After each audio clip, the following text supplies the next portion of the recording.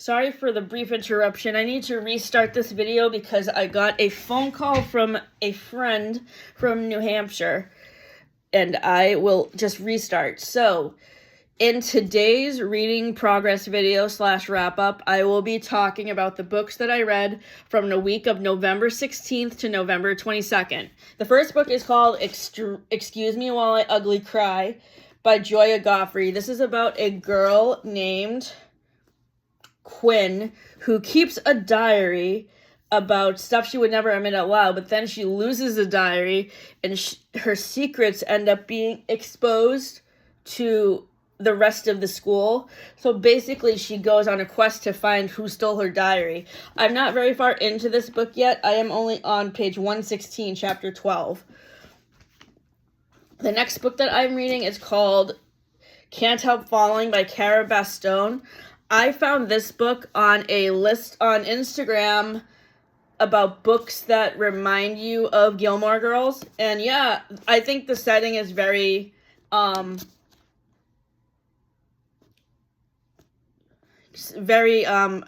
similar to Stars Hollow. This book focuses on Seraphine and Tyler. And Tyler ends up becoming the guardian to his sister, whose name is Kylie. I haven't gotten into much of the dynamic yet between Tyler and his sister, but so far I'm really enjoying it. This book is from Cara Bastone's backlist. Her most recent books that have come out, which are called Ready or Not, which was 5 stars, and Promise Me Sunshine, which was her March release, which was 3 stars. I'm only on chapter 12 of this book at the moment, page 160. I'm anticipating, though, that based on what this is about, I think it's going to be a 5-star rating, or maybe 4. Not sure yet. The next book is Chloe Gong's new release from a couple of weeks ago. It's called Cold Wire, and this is a spy novel that's set in a dystopian future. I'm really into dystopian books this year because I've read The Giver and I've read 1984 by George Orwell. So far, I am on chapter 29, page 316, and I am on schedule to finish this book probably by Tuesday. I'm really enjoying this so far, and I think I will give her duology with These Violent Delights another chance, because I had issues with getting into These Violent Delights when I first read it, but it's worth a shot. The next book that I'm reading was recommended to me by Gabby over at Gabby Reads. It's called Count My Lies by Sophie Strava. I started this book on Monday when I got it out of the library, and I am on chapter 21, page 198. The next book is a very anticipated release. This book came out at the beginning of August. It's called Accomplice to the Villain by Hannah Nicole Maher. The third book in the trilogy with Assistant to the Villain, which I have loved the first 2 books in this series, and I will be sad to see the story wrap up for these characters because these books have made me laugh out loud. I am currently on page 56, about to start chapter 13. So not very far into this one yet. The next book I am reading is a book that is from the backlist of Reese's Book Club for her YA books. This book is called Firekeeper's Daughter by Angeline Boulay, and I am currently on chapter 15, page 136. The next 2 books I am reading are in a murder mystery series called Hannah Swenson by Joanne Fluke, and they are murder mysteries that are set in a small town and are focused around a baker who solves mysteries. The main character's name is Hannah Swenson. The first book I finished reading by Joanne Fluke is called Sugar Cookie Murder, and this book also comes with recipes, so Matt and I will be making the Irish chili recipe on Friday, and the review of that recipe will be in our December 7th video. This book was a 4.5 star read. The next Joanne Fluke murder mystery that I read is Banana Cream Pie Murder, which I just finished yesterday. 4.5 stars again, and we are going to be making the stroganoff recipe at the beginning of December. Stroganoff is one of our favorite things to make in a crock pot, by the way. The next book I am reading is The Celebrants by Stephen Rowley. This is by the same author who wrote The Guncle and A Guncle Abroad, and I will tell you what it's about. It's been a minute, or 5 years, since Jordan Vargas last saw his college friends and 28 years since their graduation. Now Jordan, Jordy, Naomi, Craig, and Marielle find themselves at the brink of a new decade with all the responsibilities of adulthood, yet no closer to having their lives figured out. Though not for a lack of trying. Over the years, they've reunited in Big Sur to honor a decades-old pact to throw each other living funerals. Celebrations to remind themselves that life is worth living. But this reunion is different. This time, Jordan is sitting on a secret that will upend their pact. A deeply honest tribute to the growing pains of selfhood and the people who keep us going, coupled with Stephen Rowley's signature humor and heart. The Celebrants is a moving tale about the false invincibility of youth, the beautiful ways in which friendship helps us celebrate our lives, and amid the deepest challenges of living. This book is a little bit, I don't know. I'm not sure if I'm very fond of the plot of throwing yourself a living funeral, because it makes me think too much of the episode of Friends where Ross and Chandler are like picking on each other on their college message board about they're having a stupid fight, and Chandler plays a prank on Ross saying that he died, and then they end up throwing a funeral for him, which nobody comes to. So that's like kind of the living funerals that these characters are throwing for each other. And I just think that idea is so weird. Like, why would you throw a funeral for yourself if you are alive? That doesn't make sense to me.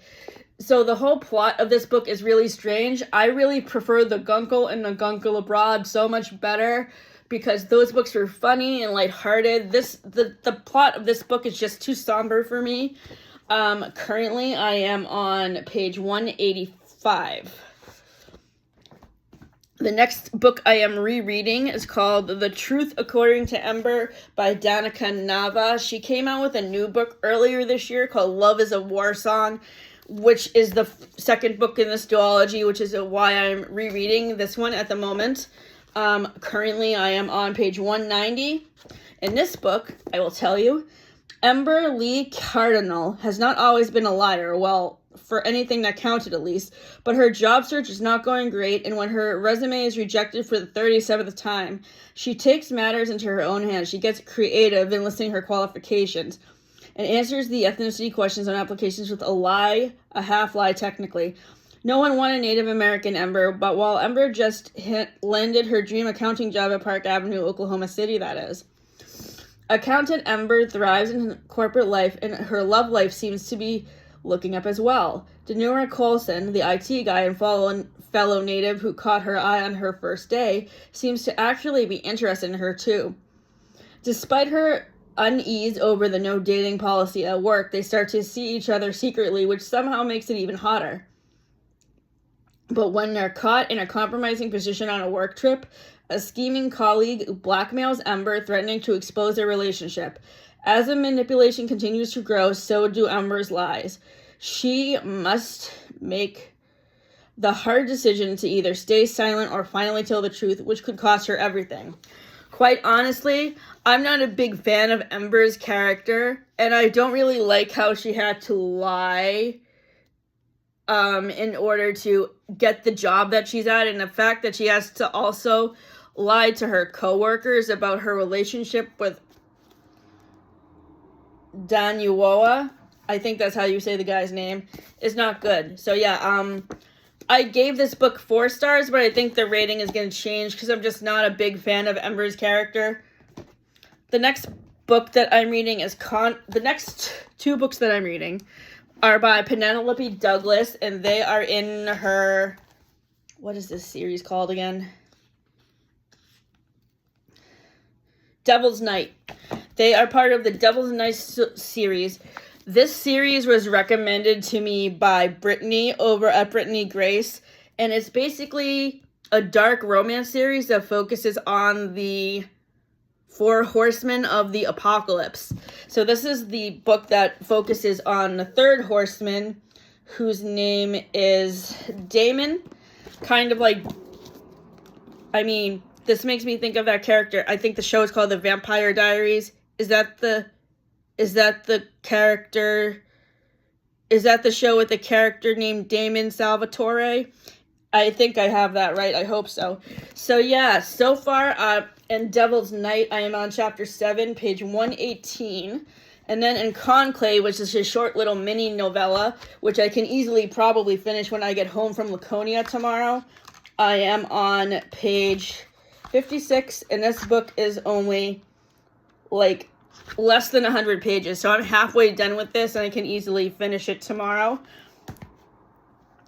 Okay, now for this week's wrap up. So I am, as I mentioned in my last video, I'm in a seasonal transition between reading Halloween books and reading Christmas books. So this is a mix of holiday books, and then to wrap things up, I have 2 nonfiction books to talk about. The first book is called Kissing Kosher by Jean Meltzer. This is a holiday romance set about 2 feuding Jewish bakeries. And what I love about Jean Meltzer's books is that she works disability representation into her characters. And they're very educational too, because some of these characters have disabilities that I'm not aware of. For example, in the matzo ball, the main female character, Rachel, has chronic fatigue syndrome, and in this book, our main female heroine, Avital, has chronic pain. I do not have chronic pain myself, but I had a friend from New Hampshire who has chronic pain, so I know what people with those kinds of disabilities go through based on what I had experienced by being friends with her. So let's see. Avital feels frustrated navigating the medical system with chronic pelvic pain. Have you ever had an experience as a doctor you felt where your needs were not being met? Do you believe that being a woman changes how you were treated? I have not dealt with this before, but I know that my friend Patty deals with it all the time, and I don't want to get into what she deals with, but she tells me a lot of stories about stuff like that, so I know that she can definitely relate to what Avital goes through. And there's a really nice scene between Avital and Ethan in this book where she's having a chronic pain issue and he helps her through it. So yeah, this book was a 5-star read. The rating is not changing. The next Halloween book is a novella I read called Carmela. This is the book that inspired Dracula, so now I really want to read Dracula because Matt and I saw a musical version of Dracula at the Good Theater a couple of weeks ago, which was really funny, and it really put an interesting twist on something that's so dark. So this is a lesbian romance between 2 characters named Laura and Carmela. And this is a mini dark academia novella that is set in a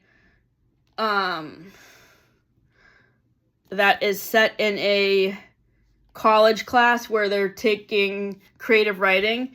So I love that this is focused on creative writing because, as you know from me sharing my fan fictions and other writings on this channel, I'm a creative writer by passion. I also love to read, obviously. The next holiday novella that I picked up was called The Mistletoe Mystery, which is a novella in a Maid series by Nita Prose. Our main character, named Molly, is a maid in a hotel who solves mysteries. The hotel that she works at is called the Regency Grand Hotel, and I really love the buildup of Nita Prose's mysteries. Also, if you are looking for a good mystery series with disability representation, Molly is neurodivergent, and I really love how Nita Prose wrote this character. 5 stars. And this is a really quick novella to read. I finished it in a day and a half. It is 107 pages. The next book that I finished is another holiday novella by Peter Swanson. Peter Swanson is a thriller author that Gabby Reads really hypes up, and I can't wait to read more from him because I really enjoyed this short little Christmas novella that is a thriller. And I am on... This is another short Christmas novella, and it's only 93 pages. The next book I am planning to read by Peter Swanson is called 8 Perfect Murders, and also The Kind Worth Killing. The next Christmas book I just finished reading the other day is yesterday actually, is Landline by Rainbow Rowell. So this is a holiday romance that focuses on a character named Georgie McCool, whose marriage is in trouble.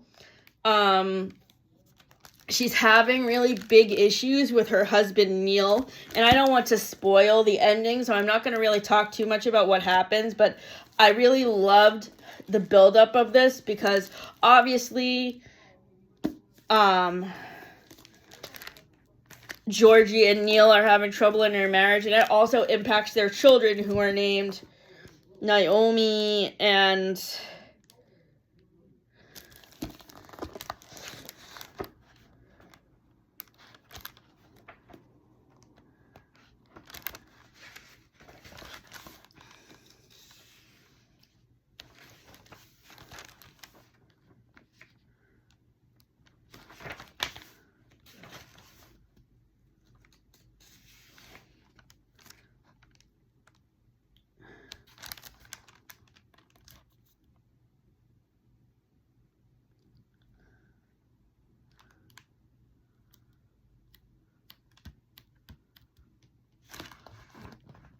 Naomi and Alice are the names of her daughters.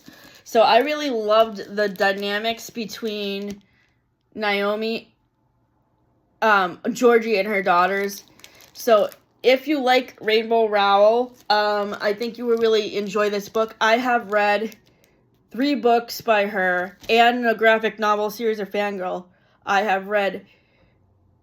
This book was 3.75 stars. I have read her recent release from last August, Slow Dance, which was 3 stars. Fangirl, which was 2.5 stars.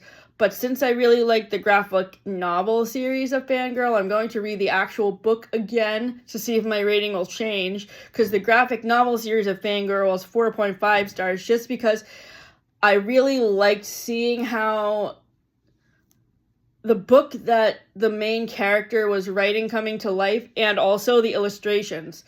And then Eleanor and Park, which was 2.5 stars, because I didn't like how racist the character in this book was towards Asian people. It made me think of Pretty in Pink, with how they were racist towards the Asian character in that film. The next book I am talking about today is Spells for Lost Things by Jenna Evans Welch. This is by the same author of the Love and Gelato trilogy. I did not like Love and Gelato very much. I just had trouble connecting to those characters. But a book that's very similar to Love and Gelato that focuses more on an adult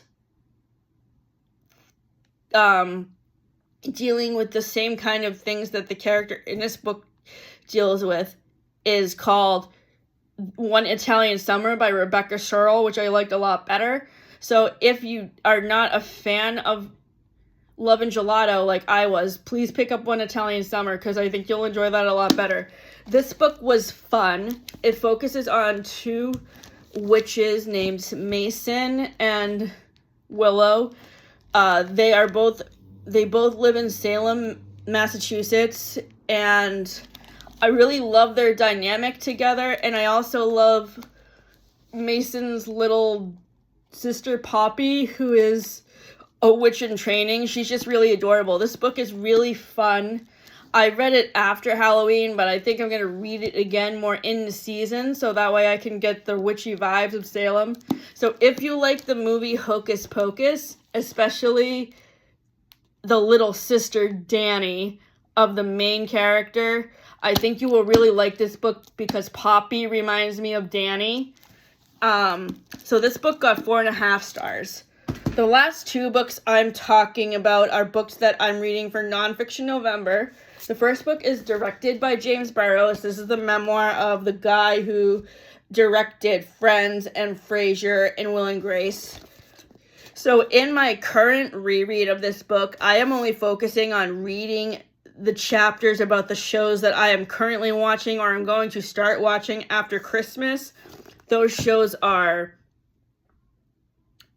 Mary Tyler Moore, Cheers, Friends, and Will and Grace. But once I get all the notes I need for the entertainment blog post we're going to be writing about these shows, then I'm going to read this book from the beginning. I haven't started my reread yet. I'm going to start it tomorrow probably. And finally, I just finished this morning. It's called The Choice. I borrowed this from my neighbor Kathleen. This is a book by Dr. Eva Eger, and she's a Holocaust survivor. She talks about surviving the Auschwitz internment camp during World War II and all of the trauma she endured and how that encouraged her to be a therapist and support other victims of trauma. So to answer one of the discussion questions in the back of the book, one thing that I didn't like is how she keeps her past from her family, because especially when there's a lot of schools who teach their students about the Holocaust, I feel like her kids would have benefited more from learning about what happened to her, because it was a lived experience that she had that correlates well to what they're being taught in the classroom. So this book gets 4.5 stars. I read this book for the first time a couple of years ago, 4.5 stars, because I love the behind the scenes aspect of what goes into making my favorite TV shows. So yes, thank you for tuning in. Next week I am taking the week off because of Thanksgiving. So the next entertainment review video that me and Matt do will be out on December 7th. And the next reading progress update will be out that week as well, probably on the 9th or the 10th. So have a great Thanksgiving, and I will see you guys at the beginning of December. Thank you for tuning in.